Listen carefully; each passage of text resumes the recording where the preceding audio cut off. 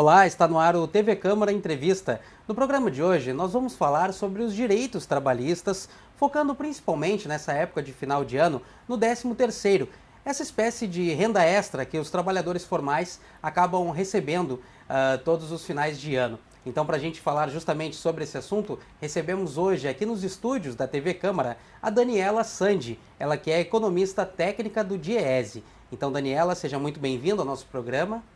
Obrigada, é uma satisfação poder participar de um tema tão importante para a economia e para os trabalhadores. Vamos falar bastante sobre esse assunto. Para participar conosco também nessa edição, quem está aqui no estúdio da TV Câmara também é o Jesus Augusto Matos, ele que é advogado trabalhista e sindical. Obrigado pela participação, Jesus. Igualmente, honrado pelo convite e vamos conversar sobre a matéria.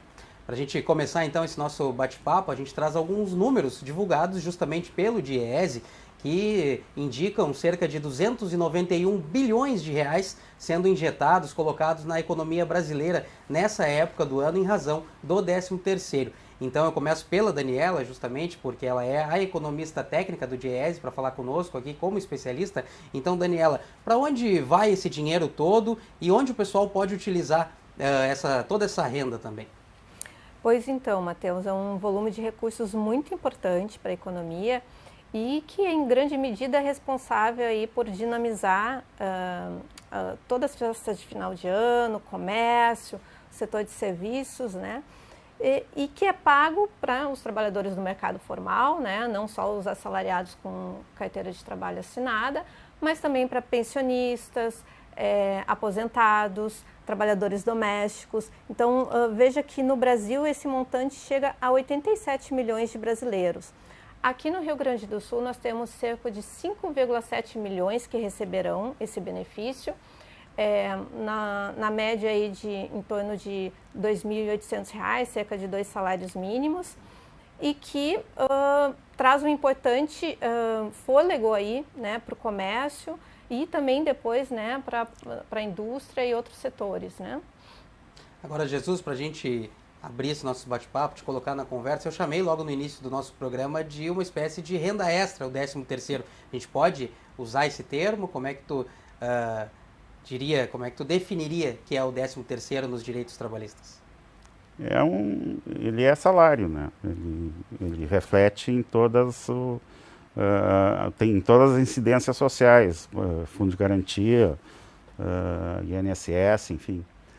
E é um salário que foi uma conquista lá da década de 60. Os trabalhadores, muitas empresas praticavam a concessão de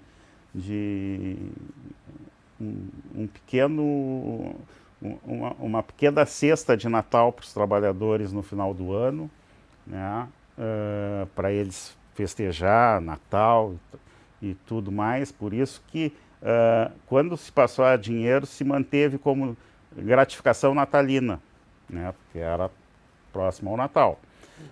Em cima dessa situação, os trabalhadores se mobilizaram, porque não eram todos, eram algumas empresas, né, e começaram a pressionar o governo houve greve e movimentação e tal, muita pressão. A Brasília recém tinha sido inaugurada, se deslocaram os trabalhadores para lá. Inclusive eu trouxe aqui uma notícia do como é que era considerado na época, o Globo. Considerado desastrosa para o país um 13º mês de salário. Essa era a pressão, os economistas da época vaticinavam como uma coisa fora de questão. Ainda hoje tem setores que defendem o fim do 13º. Mas tem uma barreira muito forte no setor que também é muito importante, que é o comércio. A FEComércio não cogita que se acabe o 13º, porque normalmente é no fim do ano que os trabalhadores conseguem muitas vezes resolver dívidas e reingressar na economia, né? E nós temos consciência de que um dos fatores que o Lula aprendeu muito bem, embora todo mundo diga que o Brasil não teve grande vantagem, porque ele não tem produtividade, porque o economista trabalha com a questão da produtividade. Agora, o Lula, os governos do PT concluíram correto que dinheiro no bolso do trabalhador é dinheiro na economia. Né? Outros setores o dinheiro vai para offshore, investimento, especulação, bababá. Não, o dinheiro no bolso do trabalhador é no mercadinho, no armazém, né, na padaria. É ali que ele gasta. Né? Quando o cara ganha bem, tinha uma vez uma amiga minha disse que a chefe dela dizia: pobre não pode ganhar um pouquinho que ele já faz um churrasco. Gasta E o que é o churrasco? É comprar carne, é confraternizar com a família, né? Numa laje ainda. Então, para nós, é claro que isso aí é uma conquista inquestionável. Embora haja resistência, inclusive com férias. As férias, eles, com a 13467, que foi a reforma de 2017, a reforma trabalhista do Temer, eles quase acabaram com as férias, né? Porque começa a negociar e tal, e divide em 3 vezes. Antes a lei colocava o limite de só poder vender 10 dias. Daí não, tu pode bipartir, tem setores que dão férias picadas de 5 dias, o que é um absurdo, porque isso aí não é aceito pelos médicos, né? As férias é uma coisa que tu tem que desligar, sair fora. Nós advogados a gente tem dificuldade, porque a gente leva o laptop para a praia, na praia e fica acompanhando de longe, mas o correto é tu desligar. Agora, para a gente então utilizar toda a graduação e também a tua especialidade, Daniela, te pergunto da importância dessa movimentação, de fazer esse dinheiro girar. Como é que tu observa esse cenário de realmente, como o Jesus falava, do trabalhador ter condições de comprar, de movimentar a economia, seja no setor de serviço, comércio, enfim, como é que tu observa todo esse giro da economia? Perfeito, o Dr. Jesus lembrou ainda, né?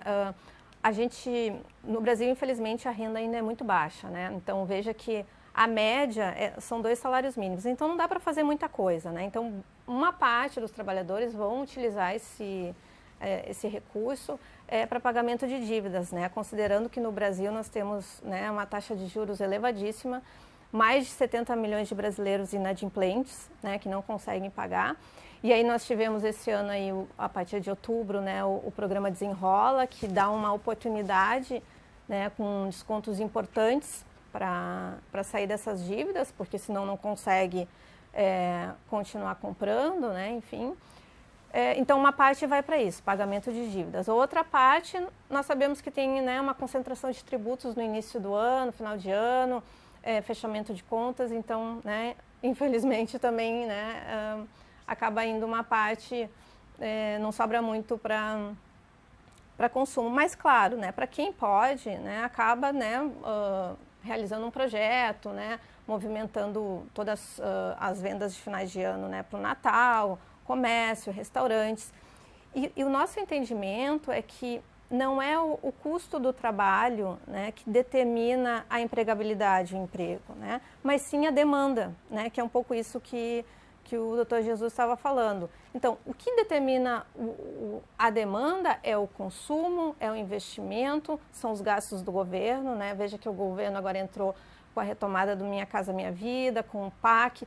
Tudo isso gera demanda, que gera mais emprego e que faz a economia crescer, né? Que é isso que nós esperamos, né? Porque a experiência anterior já nos mostrou que o mercado, ele não resolve, né? Ele não entrega o que promete, né? A experiência empírica e o mercado mostra que ele cria desigualdades. Então, nós precisamos ter essa indução, né, do crescimento por parte também do Estado, né? Que o Estado entra com os gastos, com os programas, né?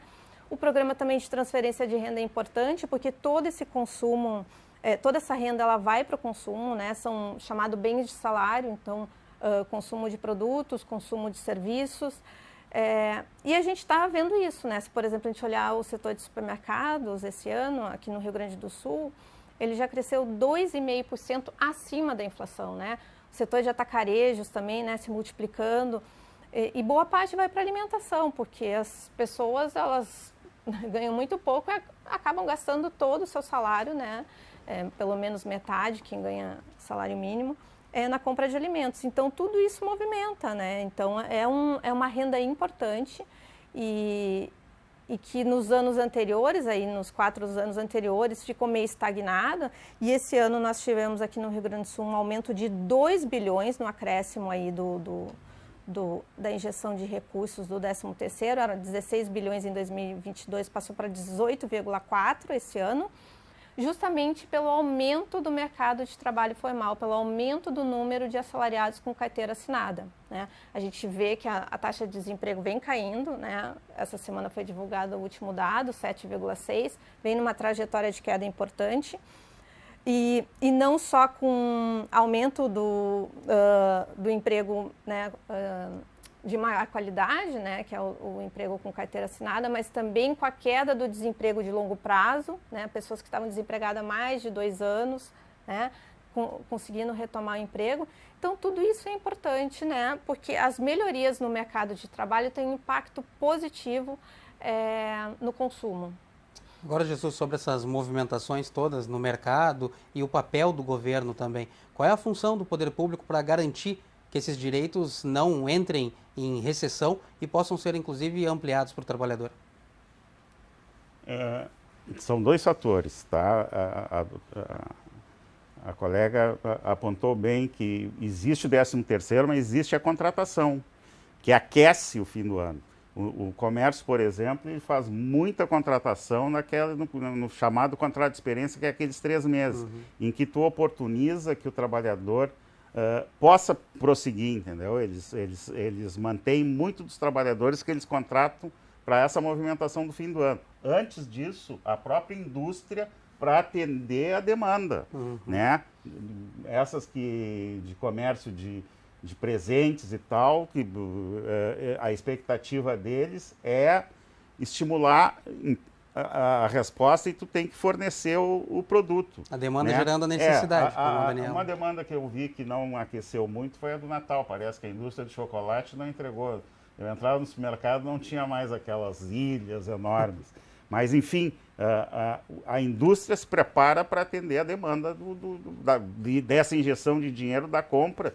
E o próprio trabalhador que pega essa relação de emprego, ela mesmo meio precária, ele consome, ele gasta, ele compra um presentinho, enfim, né? Ele atua no mercado. Então, isso é fundamental. E o que eu queria te dizer é que nós temos visto aí que a modernidade tem nos precarizado. Né? Nós, advogados e a sociedade como um todo, se preocupa muito com os trabalhadores de aplicativo, né? Que passam para ter uma renda razoável, eles trabalham 14, 15 horas andando de bicicleta com aquilo nas costas. Né? E se está numa discussão muito grande se tu regulariza ou não. Né? Que nós usamos o termo genérico de uberização, que é tu contratar. Só que a gente tem visto que nos países de primeiro mundo os caras estão numa briga feia com o Uber. Né? A Inglaterra quase que proibiu, porque eles têm aquele táxi deles que é uma legenda, né? Eles não querem sair aquele táxi preto que tu vê nos filmes e tal. Né? Até hoje eles não tiraram as cabines telefônicas, ninguém mais usa aquilo, mas está lá na esquina, nem que seja para tirar foto. Então eles preservam muito a tradição. E nos Estados Unidos agora houve uma condenação muito forte no Uber, né, em Miami, na Califórnia, se eu não me engano. Na Califórnia, sim. Na Califórnia, né, reconhecendo que as plataformas têm, porque eles não têm compromisso nenhum. Tinha uma época que, quando teve uma paralisação de Uber aqui, a prefeitura disse que eles não tinham sede e o advogado dos motoristas dizem, não, eles têm um local aqui, que é ali na Dom Pedro II, né? Quer dizer que eles não recolhem ISQNS, nada, serviço, não recolhem nenhum imposto para nada. E só exploram o trabalhador. Né? Então, isso aí é uma preocupação que a gente tem, que a tendência e nós estamos com dificuldade, porque o pessoal acha que, sabe, que teve um presidente que disse que o trabalhador vai ter que escolher entre direitos ou emprego. Né? Eu sou de uma época que ainda eu peguei escravos, eu conheci escravos, que eram aquelas domésticas que trabalhavam por um prato de comida e pelo quarto no fim. Né? Isso aí é uma coisa que nos preocupa, porque a tendência hoje no Brasil é de ataque ao direito do trabalho, à proteção social, e está acontecendo movimentos que não é só no Legislativo, a gente está vendo no... Posso continuar? Claro. Tá. No Supremo, eu entendo que o Supremo teve uma decisão que revogou o artigo 7º da Constituição. Por quê? Porque a Justiça do Trabalho entendia que a terceirização cabia só na atividade meio. A atividade meio é aquelas de suporte. Num banco é a faxineira, o segurança, a copeira, né? O caixa é a atividade fim. Ele igualou. Então, hoje, uma empresa pode contratar um trabalhador que está na essencialidade da atividade dela. Se fosse num banco assim, antigamente, o caixa, o escriturário que trabalha na compensação como PJ. Tá? E já tem propagandas de escritórios que dizem: fuja da CLT, contrate o trabalhador como pessoa jurídica. Daí o trabalhador ele reflui desses direitos de 13º, férias, porque esses aí não tem relação, entendeu? E a Justiça do Trabalho tem combatido isso com decisões que ela diz que muitas são fraude à lei, né? Porque a relação é tipo hierárquica e não de contrato comercial, e o STF caça as decisões. Então, a gente está numa situação de resistência, né? E tentar ver se a gente consegue reverter isso aí. Por quê? Porque a nossa Constituição, ela foi uma Constituição social-democrata tardia, né? E pegamos a época que o neoliberalismo estava a mil. Então, nós temos muitos neoliberais no direito, e eles tentam contornar a proteção que a Constituição dava aos trabalhadores. Porque eles acham que a modernidade responde. Então, eles querem resistir à regulamentação do trabalho de aplicativo, eles resistem a isso porque eles acham que é a modernidade. E a modernidade ela tem que ter um compromisso social, porque a Constituição exige compromisso social. Tanto a propriedade quanto a empresa, ela tem que ter o seu compromisso social. E aí começa a ter decisões que contornam essa exigência, esse princípio da Constituição. Agora, Daniela, sobre esse cenário todo de precarização dos trabalhadores aqui no Brasil, que a gente vem acompanhando, antes também, anteriormente, o Jesus trazia a informação, mostrando inclusive a reportagem aqui, que lá na época que se discutiu a criação do 13º salário, isso foi encarado como uma polêmica entre os economistas e tudo mais. Eu lhe pergunto sobre, para os especialistas, como encarar esses cenários de novidades, de incertezas e inseguranças. Em quais pontos os especialistas se preocupam mais quando surge esse cenário de insegurança em determinado assunto mais jurídico relacionado aos direitos dos trabalhadores? Eu acho que a gente vem, né, desde os anos 80, né, como lembrou o colega, né, nesse pensamento dominante, né, nessa onda conservadora e neoliberal, né, e principalmente da mídia, né, porque nós precisamos desinterditar o debate, né, então a gente não tem muito espaço para fazer outros debates ou mostrar outro lado da moeda, né, então...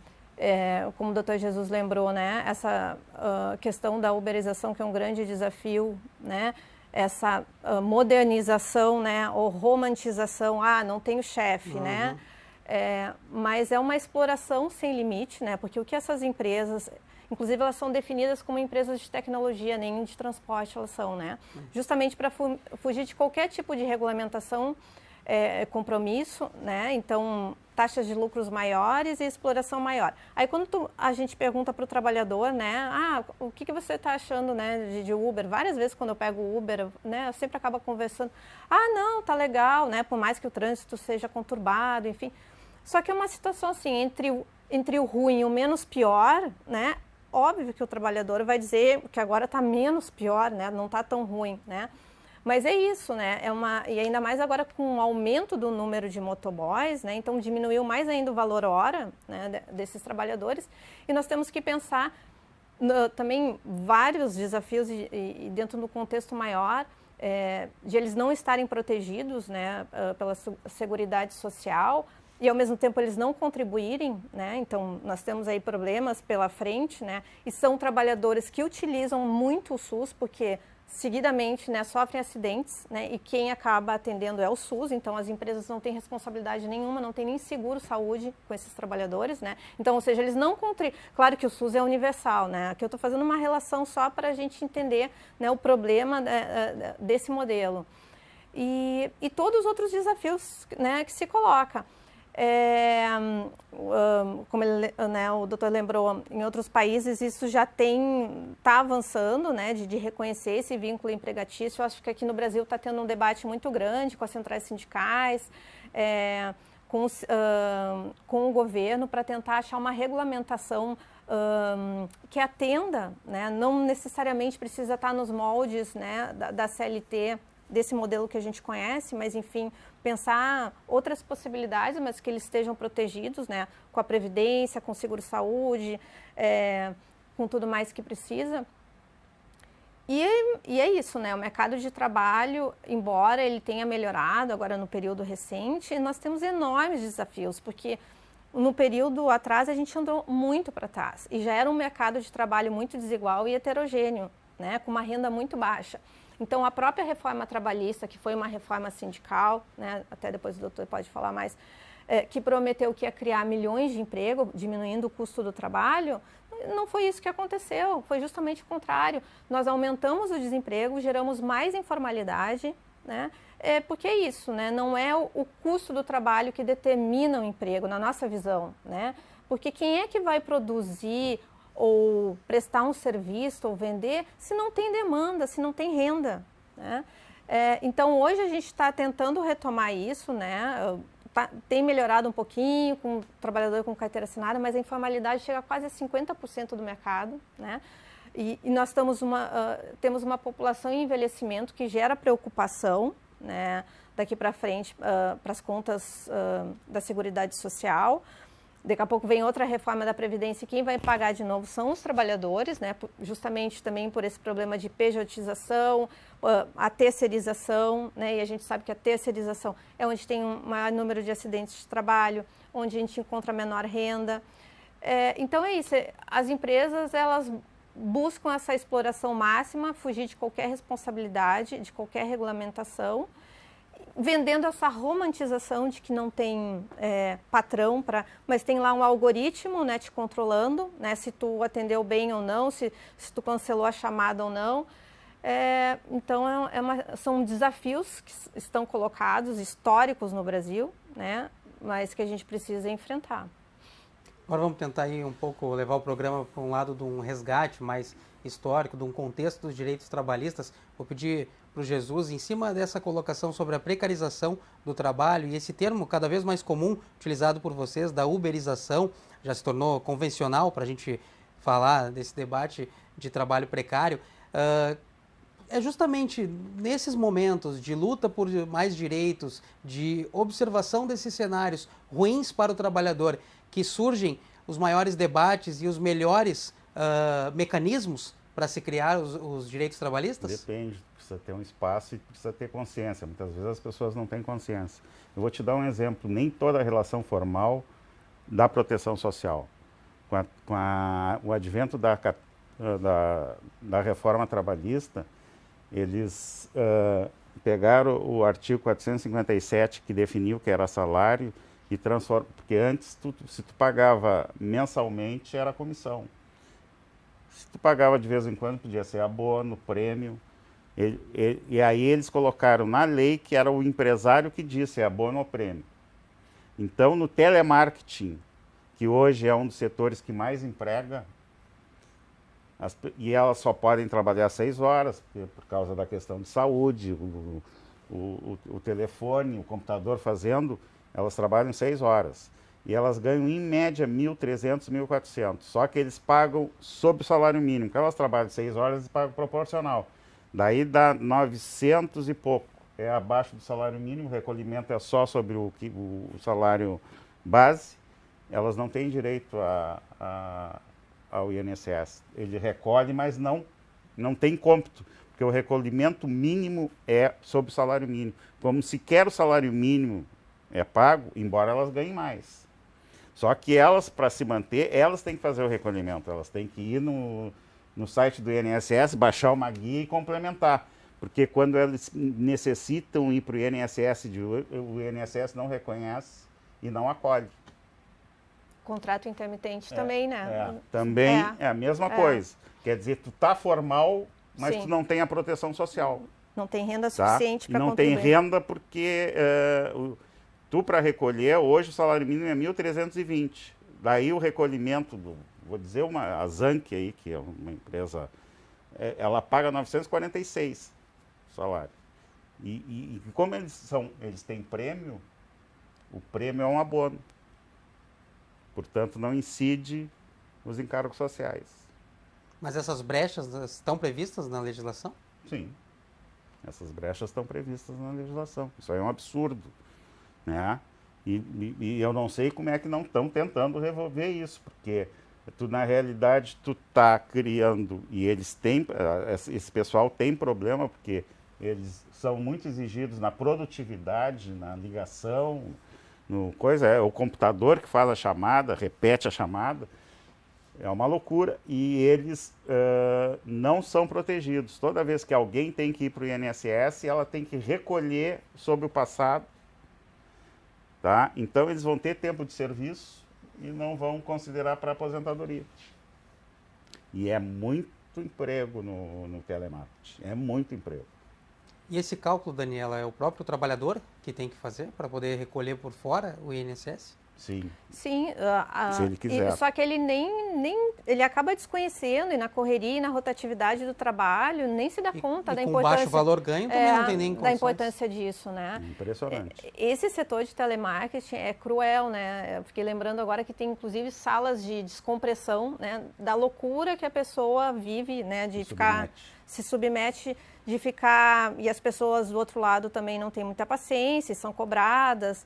Então, um setor muito complicado, com uma renda muito baixa, as pessoas não ficam muito tempo, né? Então, acabam uma rotatividade gigante. E é um dos setores que mais gera emprego, assim como, né, o setor de motoboys, assim como o trabalhador doméstico, assim. Gera em todas as idades, porque tem pessoas de meia idade que se colocam ali, e não é... Porque tem muito jovem que eles captam, mas tem muitas pessoas, assim, de 30, 40 anos, às vezes até mais, que como não tem emprego, eles se colocam no telemarketing, sem contar tempo de serviço. Sim, sem muita opção, acaba... Então, isso aí é uma chaga social que precisa ser resolvida.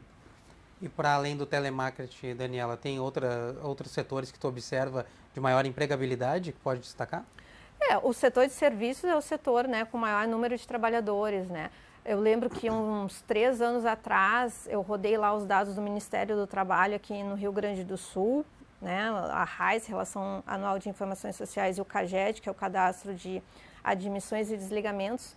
E a primeira ocupação que mais gerou emprego foi faxineiro, né? Então, que tipo de emprego que a gente está gerando, né? O primeiro é faxineiro, depois é assistente. Então, são empregos de baixa qualificação, de baixa renda. Alguns acabam optando, né, pelo mercado informal, que é o caso dos motoboys e outros setores, o trabalhador doméstico, enfim. Então, nós precisamos melhorar muito isso. E claro que a narrativa do outro lado, do empresário, é dizer, mas ele não tem qualificação, problema de educação. Não, às vezes o trabalhador mais da metade dos trabalhadores tem ensino médio completo, né? Não é o problema, aí joga o problema para o trabalhador, o problema, né, da empregabilidade. Ele não está sendo contratado porque ele não se esforçou, porque ele não se qualificou. Mas não é isso, os empregos que estão... Isso aí empurra para o trabalhador a culpa de ele não ter qualificado, porque eles diziam eles não têm qualificado, e às vezes eles exigiam ter segundo grau para ser faxineiro. Sim, sim.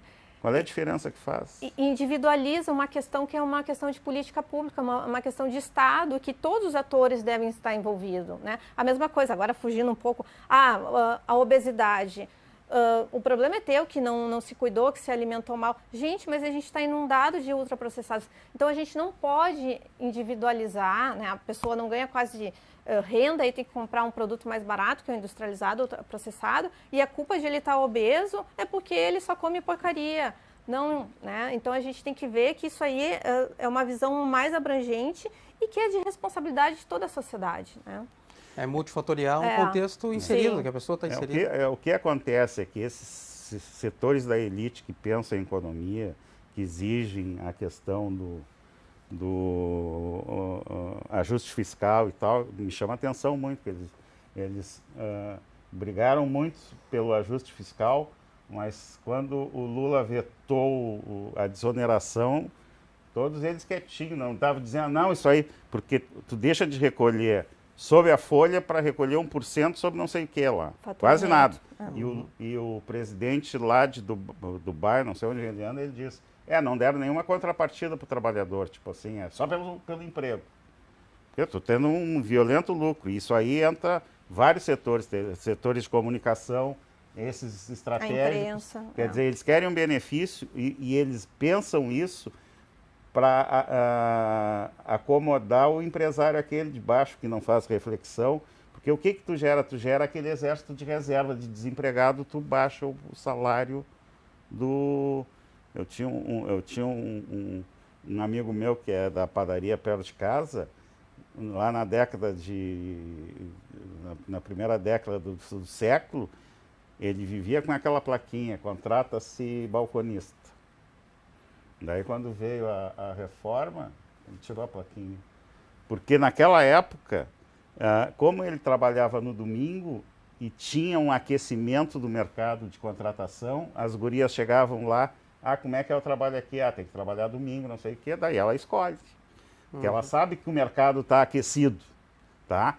Daí quando tu investe no desemprego, e isso é uma política que os pensadores e o liberalismo tenta impor, o que acontece? Tu baixa o salário.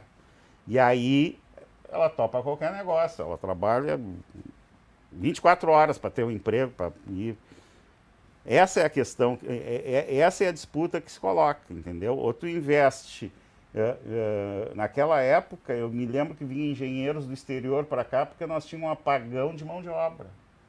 Começou a ter necessidade de... Lembro. Porque tudo melhora, inclusive o emprego de alta qualidade. E o Brasil não tinha, faltava engenheiro, não sei o quê. Por quê? Porque tu não tem, fora do mercado, o profissional adequado para contratar. Então vinham pessoas de fora, da Argentina, do Uruguai, para atender essa demanda. Isso aí mudou e pronto, já... E o pessoal tem uma briga, porque eles batem na indústria, porque quando tu cuida da questão fiscal, tu cuida do setor financeiro. Né? E quando tu investe tu investe na produção, tu investe na indústria, no comércio, no serviço. Né? Tu vê os Estados Unidos, o que aconteceu? Ele exportou toda a produção dele, o parque industrial dele foi para a China. Daí o que acontecia? Quando o avião descia com o respirador, eles pegavam um avião. Eles não tinham indústria para fazer respirador. Tu tem ideia do que é isso? É economia real, né? Não é economia financeira. Sim, né? não é economia financeira. Eles vivem de especulação. Uhum. Tá? Eles não investem no trabalho. E olha por que a China cresceu. Sim. Tá? É dinheiro no bolso do trabalhador. E falando um pouco então do outro lado do balcão, falar um pouco do empresário, Daniela, para quem faz a geração do emprego. Esse cenário todo de alterações das legislações, dos direitos trabalhistas, essas minúcias que existem, essas brechas também contratuais, isso tudo o empresário, o gerador do emprego, ele também busca sempre esse mínimo pagamento para o trabalhador? É o melhor cenário para ele sempre? Olha, a lógica é essa. A lógica reduzir os custos. Quanto mais, né, tu puder reduzir. E é onde às vezes tu consegue mexer, porque às vezes nos outros custos de produção, vamos botar custos, né?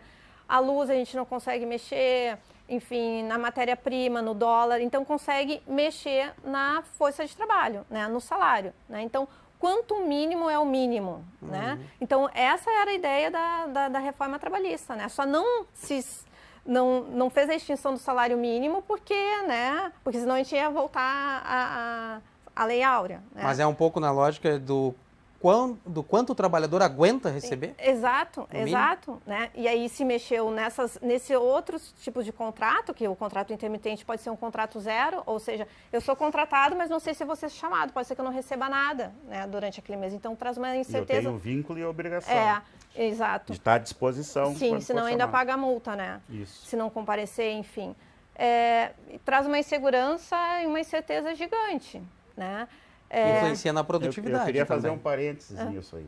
Nós tivemos muitos restaurantes tradicionais que fecharam por causa do custo dos garçons, que eles não pagavam comissão direito e tal, e quebraram. Isso aí mudou quando um grupo de empreendedores do setor começou a trabalhar isso na relação coletiva. E estabeleceu regras. Né? E aí eles conseguiram superar esse problema. Né? 90% dessas coisas tu pode resolver o trabalhador, tu não precisa tirar o direito do trabalhador, tu acerta, porque tu na negociação coletiva tu estabelece compensações. Eu sou advogado do Sindicato de Comerciários, do interior de uma região ali que é do Vale do Taquari. Nós temos aquela lei que os empresários vivem batendo, que deu a crise agora do trabalho no sábado e no domingo. Né? O ministro largou uma portaria e houve uma reação. E aquela portaria do Bolsonaro estava equivocada, porque a portaria não pode revogar a lei. Tu tem a lei 1100 lá. Tem uma hierarquia, né? Tem uma hierarquia, legal. Tá? E ele liberou, e nós lá, a gente não deixa abrir. Eu entro com a ação civil pública e disse, olha, não dá e tal. Aí eles vêm para negociar. Aí a gente negocia e consegue contribuir outros direitos, porque às vezes, quando o trabalhador ganha comissão e tem movimento, ele quer trabalhar no domingo, tá? Porque cresce o salário dele. Quando ele não ganha, que ele ganha fixo, tem muita loja que paga fixo, tu chama a guria, tu chama ela para trabalhar, tu tira ela de casa, e é uma categoria de entrada que entra jovens e gurias que têm filhos e tal, tu tira ela de casa, da convivência familiar, para ela ir para a loja vender um chip. Né? E não altera nada para o empregador. Ele vai compensar com ela na segunda-feira, que não tem movimento mesmo. Então, esse é a grande disputa. Tá? Então, a gente negocia muito com o mercado, com os mercados, que a gente realmente acha que o supermercado é difícil tu vender, porque a classe média se adaptou a comprar no sábado, no domingo. Né? Mas tu joga na negociação coletiva, que é o ideal para tu resolver essas pendências. Não precisa o Estado chegar assim, não, libera. Porque onde tu liberou, o trabalhador sempre perde. Porque o que eu negocio? Ele vai trabalhar, tá, então qual é a contrapartida? Bom, então tu vai depositar R$150 um dia antes. Se tu vai lucrar, tu tem que dividir o lucro com quem vai se esforçar. Né? Essas coisas que... E aí o empresário quer se liberar disso. Não, eu quero fazer ele trabalhar, porque tu acha, nós somos uma sociedade escravocrata, né? Fomos a última a sair da escravidão. Então, o pessoal acha que o cara tem que trabalhar porque, pô, estou te dando emprego, qual é o teu pastel? Vem para cá. Entendeu? Então, isso aí é uma coisa que preocupa muito. Né? E a gente está nesse refluxo de redução de direitos e é uma coisa que eu estou muito preocupado. E eu já estou, eu pela minha idade, tu já vê que eu já estou quase pegando o boneco. É um debate bastante amplo, que bom que vocês estão aqui para a gente tirar todas as dúvidas. Eu quero então, para a gente começar a encaminhar a finalização do nosso programa, voltar a uma questão inicial, para voltar também para o foco, falando do 13º salário, Daniela. Lá no início do programa, tu falaste em pessoas que têm condições ou não de utilizar essa espécie de renda extra de uma maneira mais livre, né? Com viagens, com gastos, ainda mais nessa época de muito consumismo do final do ano. Mas tem também as questões dos impostos, tem IPTU, tem IPVA, tem gente que paga a matrícula do colégio, enfim.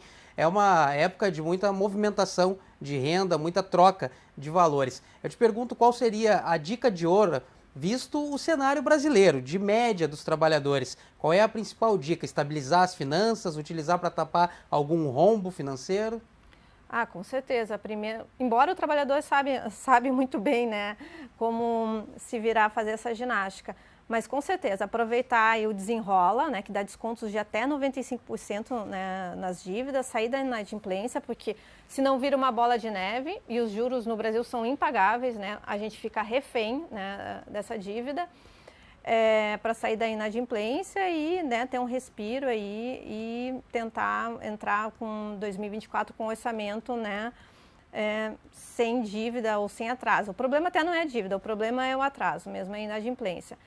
Quem puder faz a reserva, né, porque tem que se programar aí para esses tributos, né, quem tem, né, como tu bem falaste, Matheus, filhos em idade escolar, nós temos aí o reajuste das mensalidades, que inclusive foi acima da inflação, a média, né, dos reajustes foi em 8,9%, né, um indicador divulgado pelo Sinep, né, que é o Sindicato das Escolas, por uma inflação de 4%, então vai pesar um pouco no bolso das famílias. Material escolar também, que também acaba comprometendo bastante. E o demais, né, ir para o consumo, né, enfim, fazer movimentar a economia, porque é isso, né, gera mais contratação para frente. E se o trabalhador tivesse mais renda, né, poderia fazer mais coisa. Mas, infelizmente, hoje quase 70% dos brasileiros, né, que estão no mercado de trabalho recebem até 2 salários mínimos. Então, é um orçamento muito justo, muito apertado, que, né, dá muita pouca possibilidade. Mas não dá para fugir também um pouco dessa época do consumismo. Não, a gente também tem que aproveitar, né, fazer movimentar o bar e restaurante. Pega os mais elevados. Tem Vemos muita aí gente que compra carro no fim do ano. Sim, acho que o governo agora também vai lançar em dezembro mais um incentivo, né, para compra, para trocar veículo, enfim. E também nós tivemos aí, né, um período de estagnação por conta da pandemia, por conta da política econômica anterior. Então acho que também é um momento, né, de movimentar, né. Agora, Jesus, para a gente finalizar também a sua participação, falando um pouco tanto do direito de receber as férias, também muito comum nessa época do ano, e do 13º, a dica de ouro, como eu falava para a Daniela, seria ter bastante conhecimento sobre o que é ou não seu por direito e conhecer o cálculo também, saber os valores que pode receber. Tu recebe, primeiro, tu tem que ter tido pouca falta para receber as férias com... Né? Porque eu digo hoje, porque muita gente nem sabe os valores corretos. Eles olham com lupa. Né? Tu tem muita falta e tem a escala de descontos na CLT lá, 24 dias, tantas faltas, 24, 20. Então, tu tem que ter tido pouca falta, tu não pode negociar e tem gente que picota, né? E se reconhece o direito do empregador de determinar quando é as férias do empregado. Tem um grupo, áreas, setores que dão férias coletivas nesse período, né, do fim do ano, eles aproveitam para liberar, porque depois eles não vão dar. Né? Então dão 20 dias, enfim. E hoje tu pode picotar as férias como faz o setor de comunicação. A gente vê aí, volta e meia, aqueles comunicadores da Rádio Gaúcha que eu acompanho bastante, eles estão de férias. Não, é uma semana, é 5 dias, então eles fazem lá a escala. E o que eles recebem? Eles recebem o salário dele integrado de todos aqueles benefícios adicionais salariais, que é hora extra, né? Adicional noturno, se tu trabalha em atividade insalubre, a insalubridade repercute, tudo isso soma para o cálculo das férias, mais o adicional de férias, que é 1/3 sobre as férias, que para tu saber quanto é que tu vai ganhar 1.500. Multiplica por 0,3333, vai dar 1/3 constitucional. Então, é o momento de... Tem setores que dão férias, mas a maioria está aí no mercado, né? Está consumindo. Bom, a gente falou aqui no TV Câmara entrevista de hoje sobre empregabilidade, direitos trabalhistas também.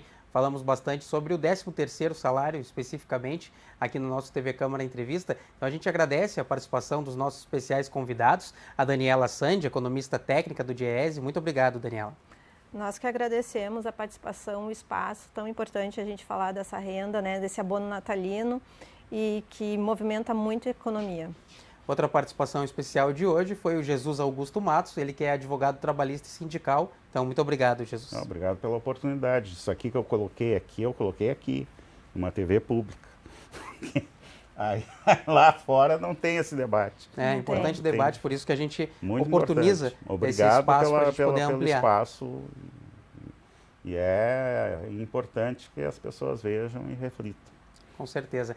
Então, para acompanhar mais detalhes da nossa programação, fique de olho nas nossas redes sociais. O TV Câmara Entrevista de hoje fica por aqui. Muito obrigado pela sua audiência e pela sua companhia. Até a próxima edição.